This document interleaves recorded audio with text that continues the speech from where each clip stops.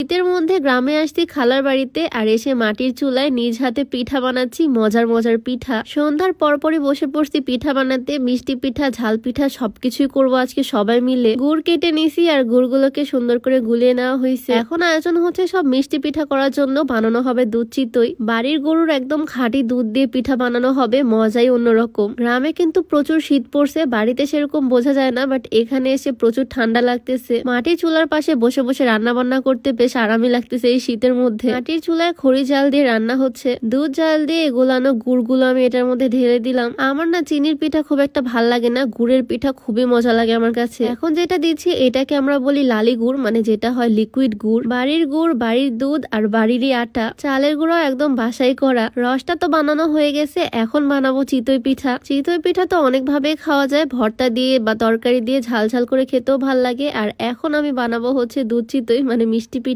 আমি কিন্তু একা একা বানাচ্ছি, বিষয়টা এরকম না। আমি, আমার খালা শাশুড়ি, আমার আম্মু, আমরা সবাই মিলে একসাথে বানাচ্ছি। এই শীতের রাতে সবাই একসাথে রান্নাঘরে বসে বসে গল্প গুজব করতেছি, পিঠা বানাচ্ছি, দু একটা গরম গরম পিঠা খেয়েও ফেলতেছি। এগুলোর আসলে মজাই আলাদা। গরম গরম পিঠা তুলে দিয়ে দিচ্ছি একদম এই রসের মধ্যে। আর এই পিঠা কিন্তু আজকে না, এই পিঠা আমরা আগামীকাল সকালে খাবো। মিষ্টি পিঠা তো বানানো হচ্ছে, সাথে কিন্তু ঝাল পিঠাও বানাবো। নতুন আলু কুচি কুচি করে কাটা হয়েছে, আর আলুর সাথে একটু চিকেনও দিব, যাতে খেতে অনেক বেশি মজা হয়, টেস্টি হয়। দুধ চিতই পিঠাটা তো কালকে সকালে খাওয়া হবে, আর এই পিঠা আজকে রাতে আমরা খেতে পারবো। আমি বা আমার হাজবেন্ড সত্যি বলতে মিষ্টি পিঠা দুই একটার বেশি খেতে পারি না, বাট ঝাল পিঠা আমরা দুইজনই অনেক পছন্দ করি। আলু আর মুরগির মাংসের পুর দিয়ে পিঠাটা বানাবো, সেজন্য এই পুরটাই আগে রেডি করে নিয়েছি, সুন্দর করে কষিয়ে রান্না করে পুরটা তৈরি করে ফেলছি। এখন পিঠাগুলো বানিয়ে নিব। আর আগে তোমাদেরকে একটু বলে রাখতে চাই, তোমরা যারা লম্বা হতে চাও, উচ্চতা বাড়াতে চাও, তোমরা চাইলে এই কম্বোটা ট্রাই করতে পারো। হাইট গ্রোথ প্লাস আর হাইট ডেভেলপ সাপ্লিমেন্টের একটা কম্বো। এটা বাংলাদেশের বিএসটিআই কর্তৃক অনুমোদিত হওয়ায় কোনো রকমের সাইড এফেক্টের ভয় নাই। এইটা তোমরা পেয়ে যাবা ফিট ক্যাফে 24 ফেসবুক পেজ থেকে। এইটা কিন্তু কোনো রকমের ঔষধ না, এটা একটা খাবার, ঠিক হরলিক্স কমপ্লাইনের মতো। এটা ছেলে মেয়ে যে কেউ খেতে পারবে। এটা মূলত হাড়ের বৃদ্ধির মাধ্যমে দেহের উচ্চতা বৃদ্ধি করবে। তো ফিট ক্যাফে 24 ফেসবুক পেজটা আমার ডেসক্রিপশনে মেনশন করে দেওয়া থাকবে। তো পিঠা বানানোর জন্য এখানে আমি কড়াইয়ের মধ্যে আটাগুলোকে নিয়ে, মানে চালের গুঁড়া নিয়ে সুন্দর করে ভেজে নিচ্ছি। আর ভেজে নেওয়ার পর এগুলোকে আমি সিদ্ধ করে নিব।